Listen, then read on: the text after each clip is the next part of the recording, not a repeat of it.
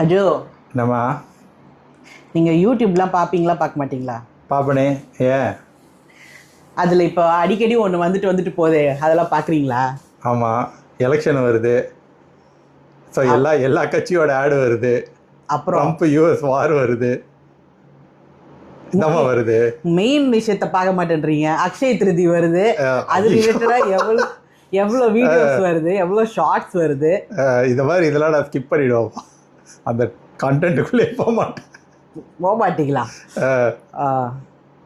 அந்த கண்டென்ட்குள்ளே நான் வர வைக்கிறேன். அக்ஷய திருதி வருது, என்னம்மா செய்யலாம்? என்னம்மா செய்யணும்? இந்த கோல்டு வாங்குறதெல்லாம் ஐயோ, ஃபஸ்ட்டுலாம் கோல்டு ரேட்டு கொஞ்சம் கம்மியாக இருந்தது. இது மாதிரி பண்டிகைனா கொஞ்சம் போய் வாங்கலாம். இப்போ ஏறி இறங்கியிருக்குமா திருப்பி? எம்மா, இப்போ கோல்டு விலை எவ்வளோ தெரியுமா? 1 கிராம் 14,000 ரூபாயா? டேங்கப்பா, எங்கே இருந்தது தெரியுங்களா? இப்போ கம்மியாக இருக்குது. இப்படியே சொன்னால் அப்புறம் என்னைக்கு தான் கோல்டு வாங்குறது? அக்ஷய திருதியே அதுக்கு தான்மா. கோல்டு வருஷம் வாங்காதவங்க தயவு செஞ்சு அக்ஷய திருதிக்கு வாங்க சொல்லி தான் அந்த பில்டப் ஸ்டோரியை ரெடி பண்ணி வச்சிருக்கிறாங்க. ஏம்மா, நீ இப்படி ஆசைப்படுறியேன்னு சொல்லி தான் ஒரு தடவை அக்ஷய திருதியை அன்னைக்கு டி நகர் கூட்டு போனேன், ஞாபகம் இருக்கா? ஆமாம் ஆமாம். அதாவது மக்கள் துணிக்கடையில் கூட்டம் இருக்கிற மாதிரி நகை கடையில் இருக்கிறாங்க. அங்கே ஏதாவது கோல்டு பார்க்க முடிஞ்சுதா? ஒன்றும் பார்க்க முடியல. நம்ம கூட்டத்தை பார்த்துட்டு ரிட்டர்ன் வந்துட்டோம். அது கூட்டம். ஆமாம் ஆமாம். அதாவது அங்கே போயிட்டோம், அங்கேருந்து எட்டி பார்த்தா அங்கே ட்ரேயில் தொங்க போட்டிருப்பாங்களே கோல்டு, அதை கூட எங்களால் பார்க்க முடியல, அவ்வளோ கூட்டம் தான். ஆனால் அதுக்காக அது ஒரு வருஷம், அதுக்காக 10 வருஷம் போகாமல் விட்டாச்சு. இந்த வருஷம் போய் பார்க்கலாம் அஜு. போய் பார்க்கலாமா? ஏமா, போய் பார்த்தா வாங்கணும். அதுக்கெல்லாம் நம்ம கையில் கொஞ்சம் காசு இருக்கணும்ல. அதுக்குன்னு ஒரு டைம் வரும், அப்போ போவோம். காசு இன்னைக்கு தான் சேர்த்து வச்சு கோல்டு வாங்க முடியும் சொல்லு. சரி, உன் சைட்லேருந்து ஏதாவது ஒரு அமௌண்ட்டை கொடுத்தனா அப்போ போய் வாங்கலாம். வச்சிருக்கிறியா? வருவீங்க. இந்த பாருங்க, பாக்கெட் வரல. ஏய், காமெடி பண்ணாதடா, நிஜமா தான் சொல்றேன். போய் பார்ப்போம். நிஜமா தான் சொல்றேன். சரி, போய் பார்ப்போம். சரி ஆர்த்தி, உங்கள் வீட்டில் உங்கள் அம்மா ஒரு வழக்கம் வச்சுருப்பாங்களே, அதை பற்றி சொல்லு. எங்கள் அம்மா வருஷம் அக்ஷய திருதின்னா என்ன பண்ணுவாங்கன்னா, காலையில் எழுந்துச்சி குளிச்சுட்டு கடைக்கு போயிட்டு மஞ்சளும் உப்பும் வாங்கிட்டு வந்துடுவாங்க.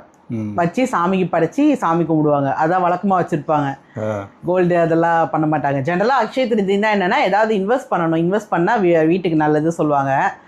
ஸோ எங்கள் அம்மா வந்து மஞ்சள் குங்குமம் வீட்டுக்கு எவ்வளோ முக்கியம்ல, ஸோ அதை வாங்கினாலே போதும், வீடு மங்களகரமாக இருக்கும் சொல்லி எங்கள் அம்மா அதை தான் ஃபாலோ பண்ணுவாங்க.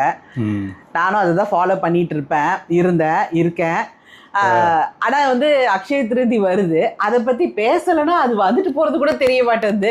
அதனாலேயே பேசலான்னு சொல்லி தான், சரி என்னைக்காவது ஒரு வருஷம் அஜோ சரி போகலாமா பார்ப்போமான்னு சொல்ல மாட்டார். அதுதான் சரி, நம்ம என்ன பண்ணலான்னா, இந்த மாதம் ஆரம்பித்து கொஞ்சம் கொஞ்சமாக சேர்த்து வச்சு அடுத்த வருஷம் அக்ஷய திருதிக்காவது ஏதாவது வாங்க முடியுதான்னு பார்க்கலாம்.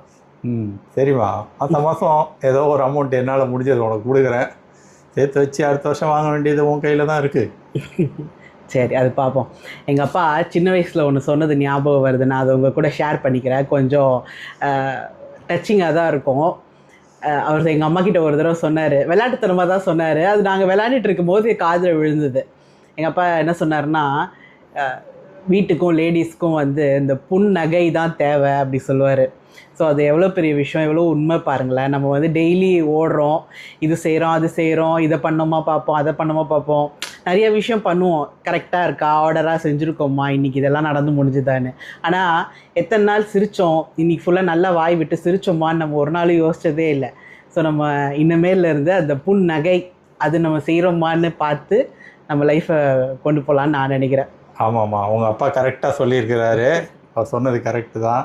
நம்ம புன்னகையே சேர்த்து வைப்போம். கரெக்ட். அதுதான் நம்ம ஹெல்த்துக்கும் நல்லது, நம்ம லைஃபுக்கும் ரொம்ப நல்லது.